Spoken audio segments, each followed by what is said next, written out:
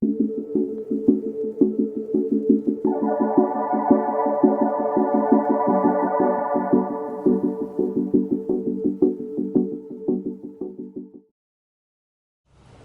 back after the break. Now, as I was talking about before the breaks, I was talking about the negative effects of high interest rates. Now, high interest rates policy also has other negative effects. Increases in supply side costs create cost of living pressures. Now, increases in interest rates exacerbate this cost of living pressures, and they've created a cost of living crisis. Now, for example, I'll give you some examples of this cost of living crisis.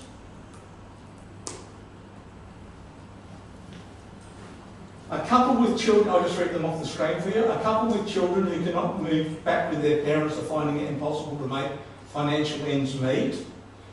A survey has shown that 64% of low-income earners and 46% of high-income earners couldn't afford an unexpected bill.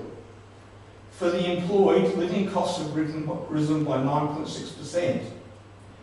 There has been a 40% increase in the working poor, which are people with a full-time job and a mortgage who are struggling to pay the bills.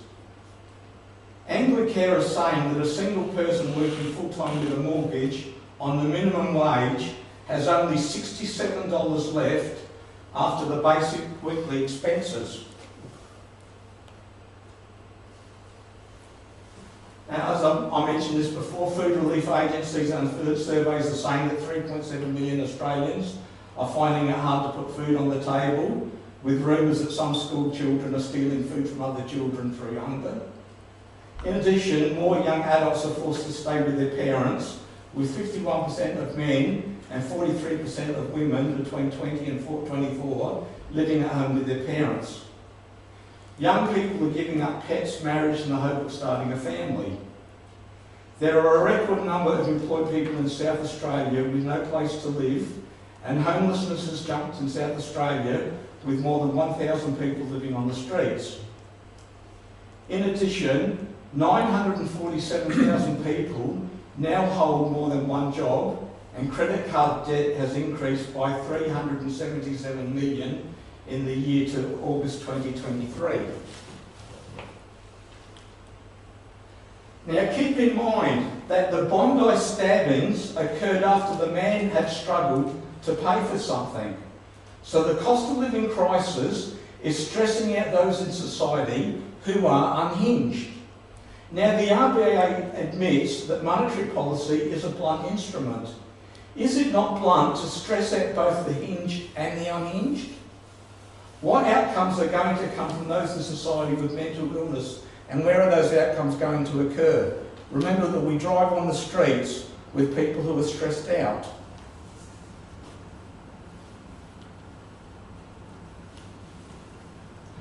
So therefore, as I said, high interest rate policies fall on a select sector of society, and as far as cost of living pressures go, make a bad situation even worse. Now, current forecasts from the RBA is that interest rates are going to stay high for a year or two, which means that suffering is going to be protracted over a long period. Now, although higher interest rates will reduce disposable income and put a downward pressure on price in some sectors, the question has to be asked, is the suffering really worth it? Now, I believe a tax in any form is not required, not even the interest rate tax. Now, remember that I'm calling high interest rates the interest rate tax. So I believe that no tax is necessary, not even the interest rate tax. It's best to let cost of supply price increases to correct themselves naturally and fix up over time.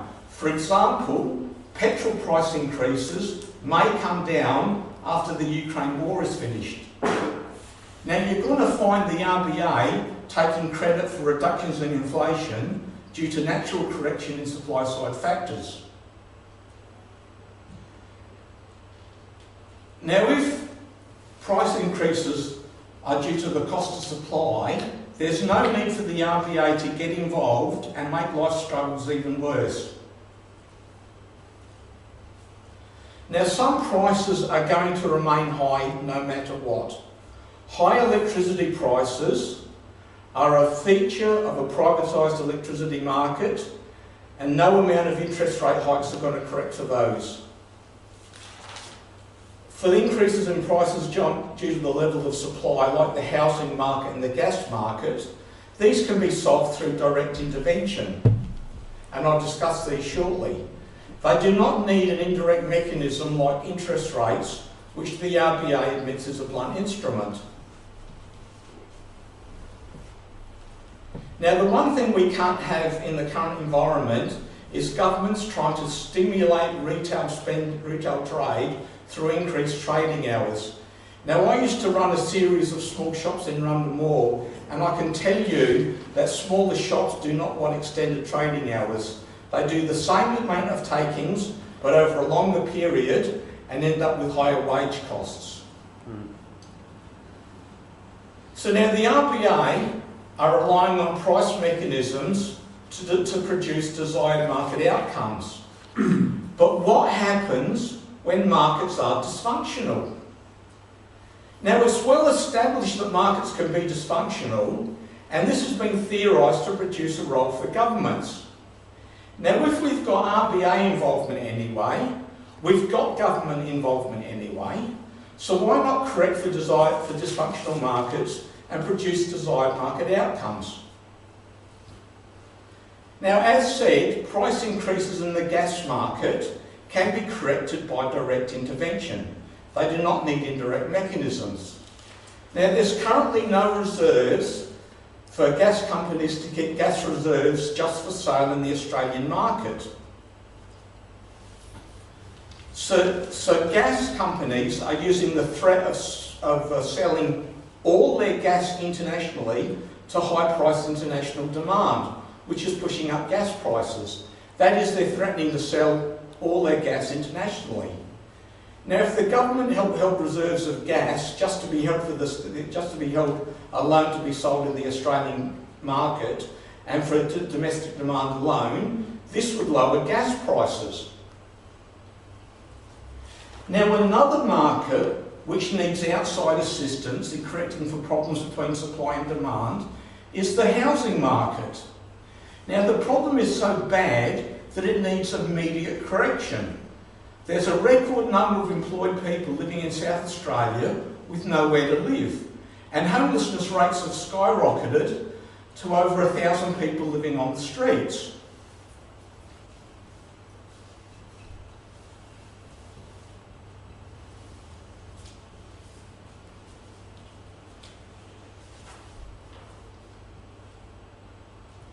Now, it's the degree to which demand outstrips supply which has created the problem.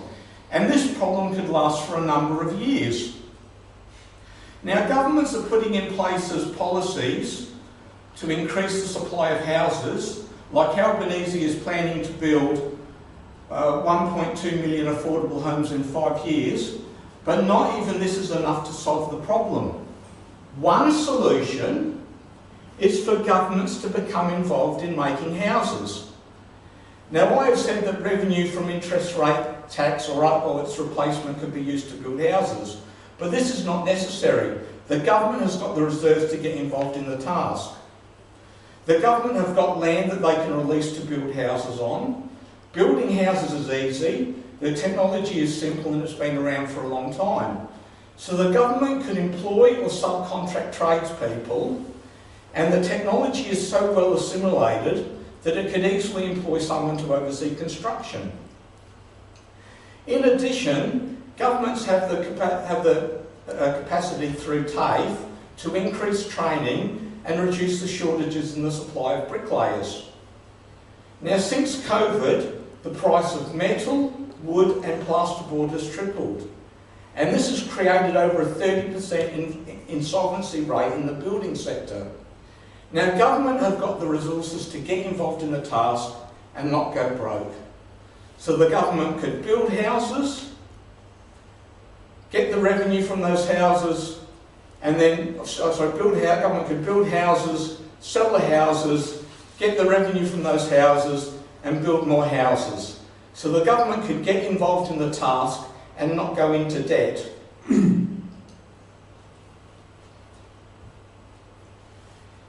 Now, the main point here regarding dysfunctional markets is that in any world, it is never the solution alone to just increase interest rates where the functioning of markets needs to be addressed and corrected. Increasing interest rates will not automatically correct for underlying structural economic problems, which need to be corrected and focused upon. So in summary, outside of correcting for dysfunctional markets, I do not believe that a tax is required in any form, not even the interest rate tax.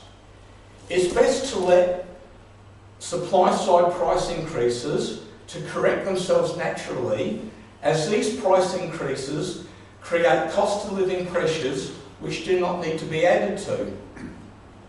In addition, the problems in the economy creating inflation are supply-side issues. They are not demand-side issues. And increasing interest rates is focused on solving demand-side issues. So supply-side costs should be allowed to correct themselves naturally, or we may have to face the facts that some prices are going to stay high no matter what. The prices of petrol and electricity may be a thing that we have to live with. Mr. Toastmaster.